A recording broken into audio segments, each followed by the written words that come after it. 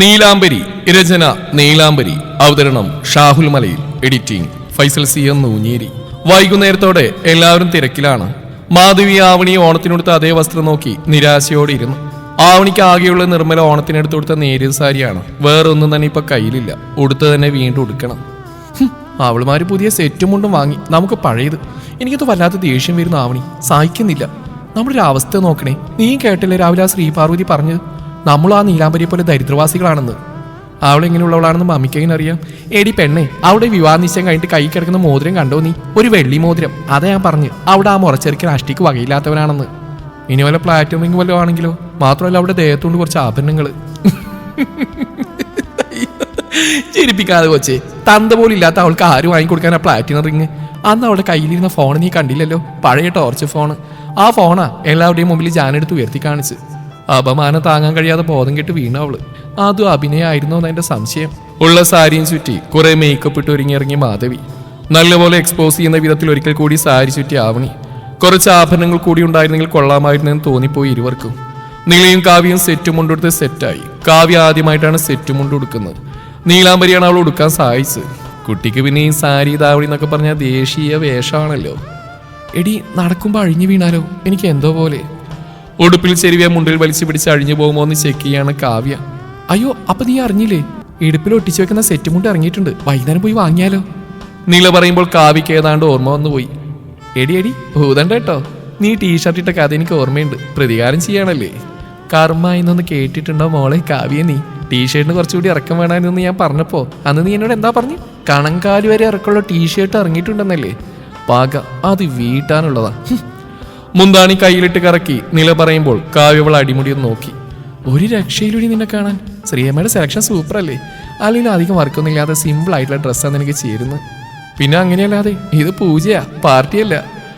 നീലാംബരി ഉടുത്തിരുന്ന് ചുവന്ന കരയിൽ ഗോൾഡൻ ലൈനുള്ള വളരെ സിമ്പിളായിട്ടുള്ള സെറ്റുമുണ്ടുമായിരുന്നു. എങ്കിൽ കാവ്യക്ക് അതേ മോഡലുള്ള തന്നെ ബ്ലൂ നിറത്തിലുള്ള സെറ്റുമുണ്ടുമായിരുന്നു.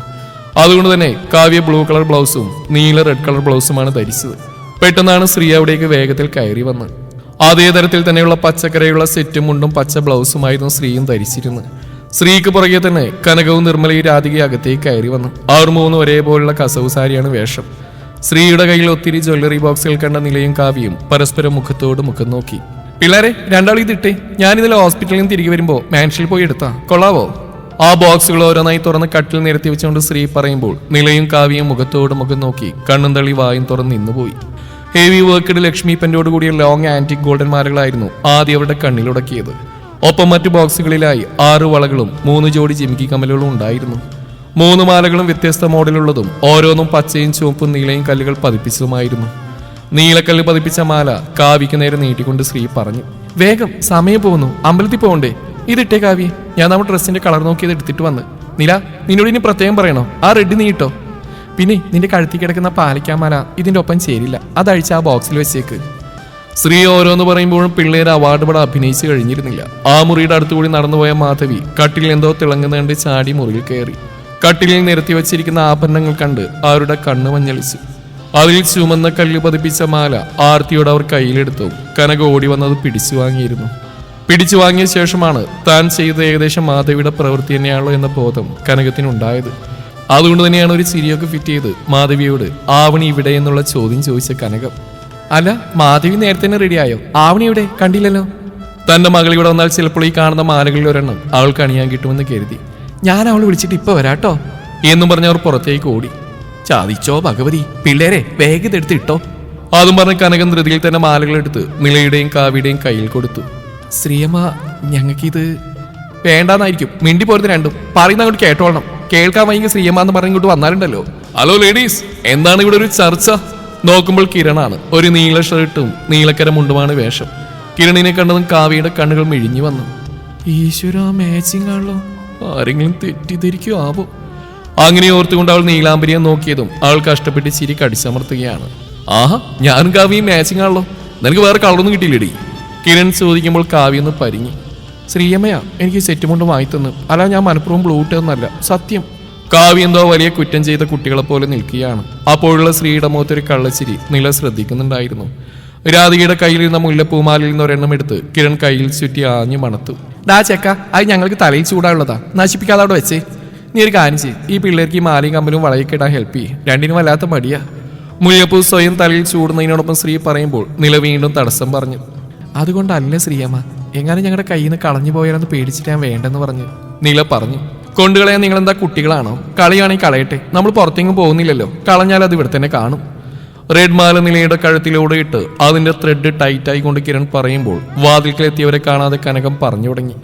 അത് ശരിയാ, പക്ഷെ കളഞ്ഞു കിട്ടുന്ന എടുക്കാനും ചിലരുണ്ട്. കുറച്ചു മുമ്പ് മോളെ വിളിക്കാൻ ഒരു സാധനം ഇവിടുന്ന് പോയില്ലേ?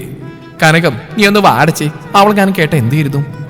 അതിന് ഞാൻ ആരുടെയും പേര് പറഞ്ഞില്ലാലോ നിർമ്മലേ.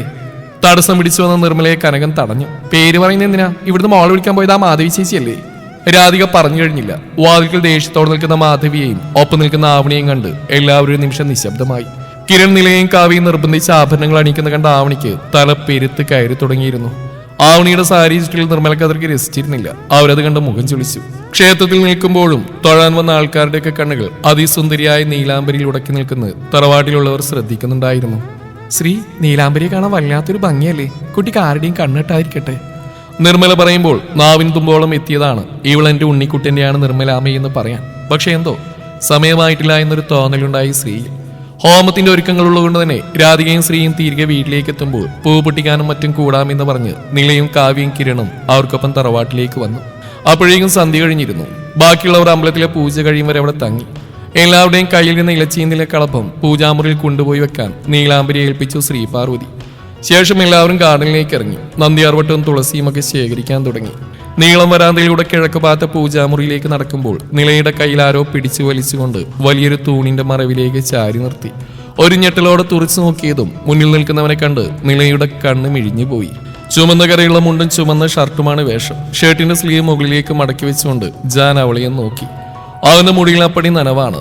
വെള്ളത്തുള്ളികൾ നെറ്റിയിലേക്ക് ഒലിച്ചിറങ്ങുന്നുണ്ട്. കൺപീലികൾ പോലും നനഞ്ഞു കുതിർന്നിരിക്കുന്നു. കുളി കഴിഞ്ഞ് ഡ്രസ്സ് ധരിച്ചുകൊണ്ട് നിൽക്കുമ്പോഴാണ് ജനൽ വഴി ജാൻ കാണുന്നത്. ഇടവഴിയിലൂടെ നടന്ന അമ്പലത്തിൽ നിന്നും തിരികെ വരുന്നവരെ. മുടി ചീകി ഒതുക്കാനൊന്നും മെനക്കെട്ടില്ല അവൻ. വേഗത്തിൽ ഷർട്ടും എടുത്തിട്ട് ഷർട്ടിന്റെ ബട്ടണുകൾ ഓരോന്നായി പിടിച്ചുകൊണ്ട് വേഗത്തിൽ സ്റ്റെപ്പ് ഇറങ്ങിയവൻ.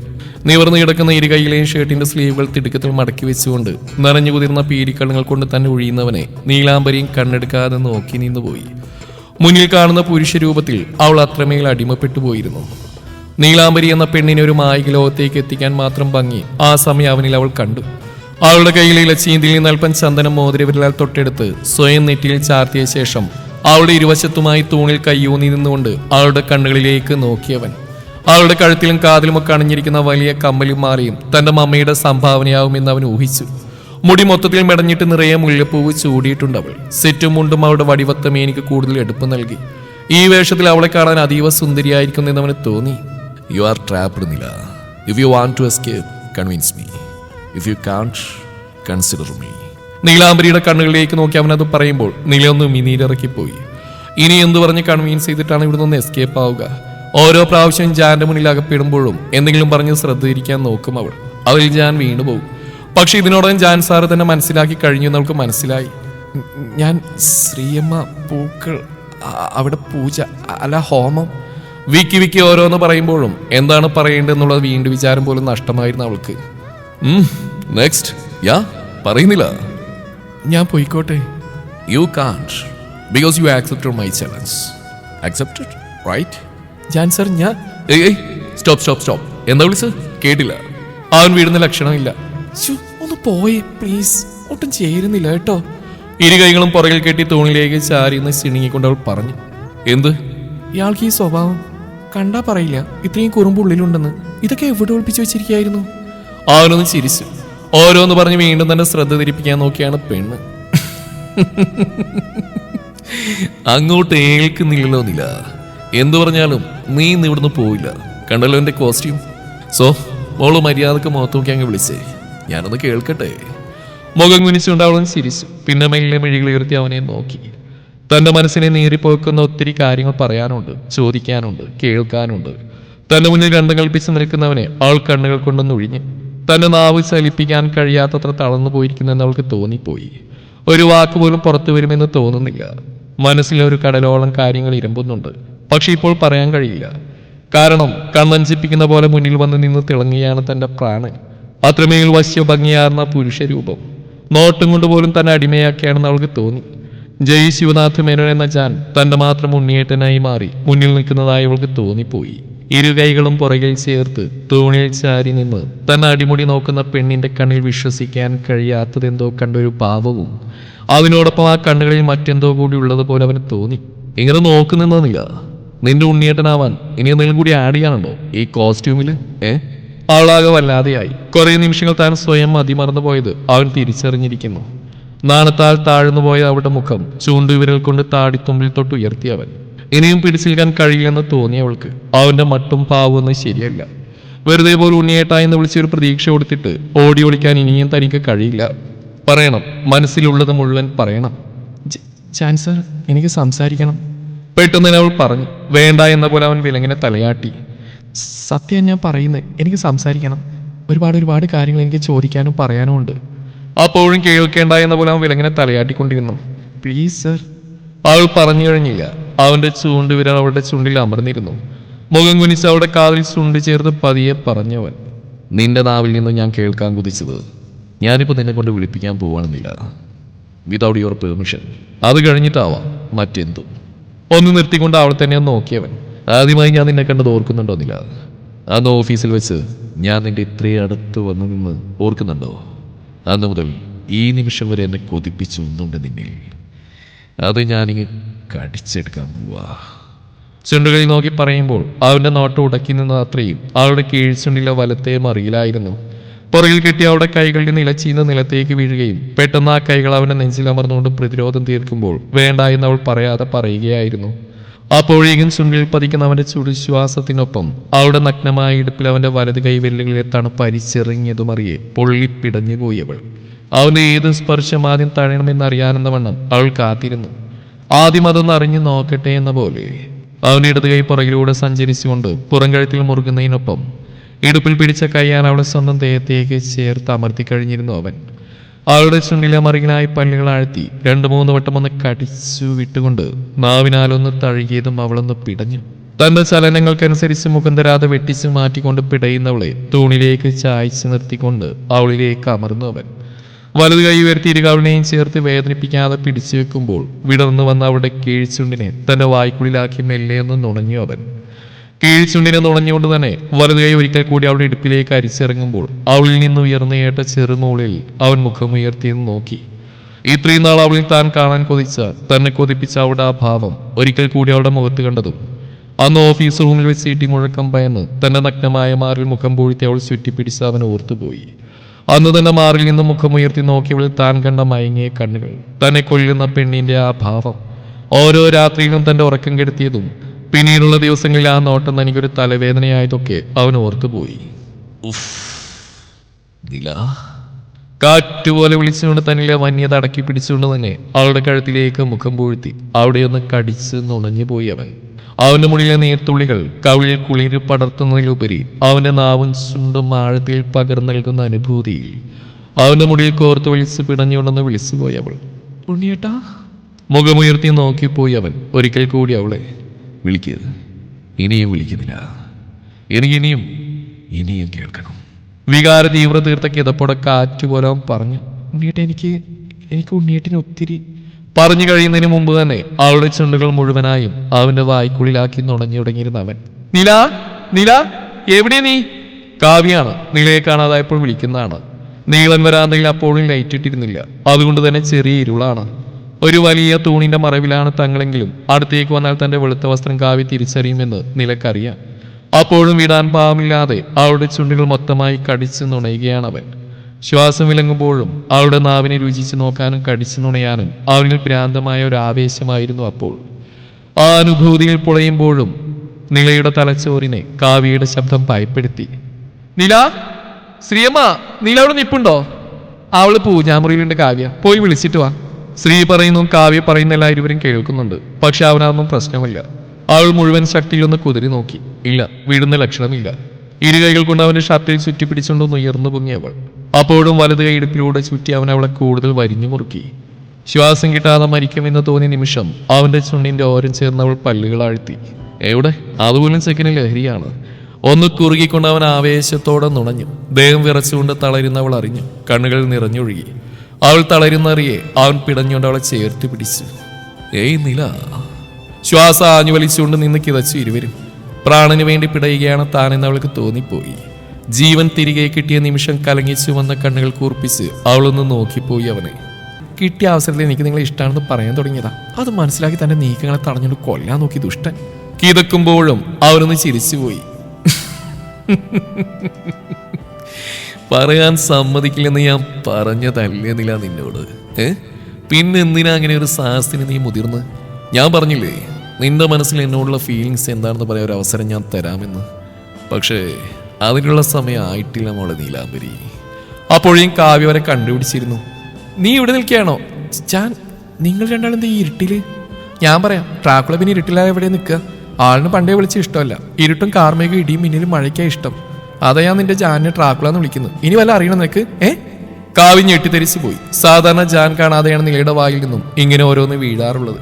അവനത് കേൾക്കാറുണ്ടെന്നും നിലക്കുള്ള മറുപടി അപ്പോഴേ അവൻ കൊടുത്തിരുന്നു എന്നുള്ളതും കാവ്യക്ക് അറിയില്ലല്ലോ. പക്ഷെ ഇപ്പോൾ അവന്റെ മുന്നിൽ വെച്ച് മുഖത്ത് നോക്കി അവൾ പറയുന്നു, അതും ദേഷ്യത്തോടെ. കാവ്യ കണ്ണുമിഴിച്ച് നോക്കി നിന്ന് പോയി. ജാന്റെ മുഖത്ത് വല്ലാത്തൊരു ചിരിയാണ്. നീല, നിനക്ക് വിശക്കുന്നുണ്ടോ? വന്നേ. കാവ്യ അവളെ പിടിച്ചു വലിച്ചുകൊണ്ട് മുന്നോട്ട് നടക്കുമ്പോഴും നില ജാനെ തുറച്ചു വെക്കൊണ്ട് കാവ്യക്കൊപ്പം നടന്നു. ചുണ്ട് നനച്ചുകൊണ്ട് അവനൊരു മുത്തം കൊടുത്തു അവൾക്ക്. ഒന്നുമ്മി നീരിറക്കി പോയി അവൾ. ചെറുചിരി അവളുടെ മുഖത്തും മിന്നിയ നിമിഷം. ഏയ് ഒന്നേ. ജാൻ പുറകിൽ നിന്ന് വിളിക്കുമ്പോൾ രണ്ടുപേരും അവനെ നോക്കി. ഒരു 10 മിനിറ്റ്സ് കഴിയുമ്പോൾ രണ്ടാളും എന്റെ മുറിയിലേക്കൊന്ന് വരണം. കാവ്യ പറഞ്ഞതൊന്നും ഉറപ്പിക്കാനെന്ന വണ്ണം കാവ്യയെ നോക്കി തലയാട്ടിക്കൊണ്ട് അവൻ അവർക്ക് മുന്നേ വേഗത്തിൽ കടന്നുപോയി. ആ വരാൻ ജാൻ, അവളും പറഞ്ഞു. എന്തൊരു ലുക്കല്ലേടി ജാൻ.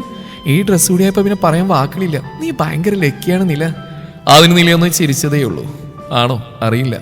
ഒരു ദീർഘശ്വാസം ഉയർന്ന അവൾ തൊട്ടുമുന്നേ നടന്ന തന്റെ ആദ്യ ചുംബനവും ആദ്യമായി അനുഭവിച്ചറിഞ്ഞ ഒരു പുരുഷനിൽ നിന്ന് ലഭിക്കുന്ന അനുഭൂതിയുമൊക്കെ അവളിൽ അലയടിച്ചുകൊണ്ടിരുന്നു. ഇനി അങ്ങോട്ടുള്ള ഭാഗങ്ങൾ മനോഹരമാണ്. ജാന്റെയും നിലയുടെയും ആവേശമുണർത്തുന്ന മനോഹരമായ പ്രണയരംഗങ്ങൾ നിറഞ്ഞതാണ്. സോ എല്ലാവരും ഒരുപോലെ പറയുന്നൊരു കാര്യമാണ് നീളം കൂട്ടിക്കൂടെ എന്ന്. തീർച്ചയായിട്ടും സമയപരിമിതിക്കുള്ളിൽ നിന്ന് മാക്സിമം ട്രൈ ചെയ്യുന്നുണ്ട്. നോമ്പടുത്ത് വരികയാണ്, ഒരുപാട് കാര്യങ്ങൾ ചെയ്തു തീർക്കാനുണ്ട്. അപ്പോൾ അതിനിടയ്ക്ക് ഓട്ടപ്പാച്ചിലിനിടയ്ക്ക് മാക്സിമം ലെങ്തിൽ സ്റ്റോറി തരാൻ ശ്രമിക്കുന്നതാണ്. നിങ്ങളുടെ അഭിപ്രായങ്ങൾ കമൻറ്റുകളായിട്ട് രേഖപ്പെടുത്തുക. Thank you.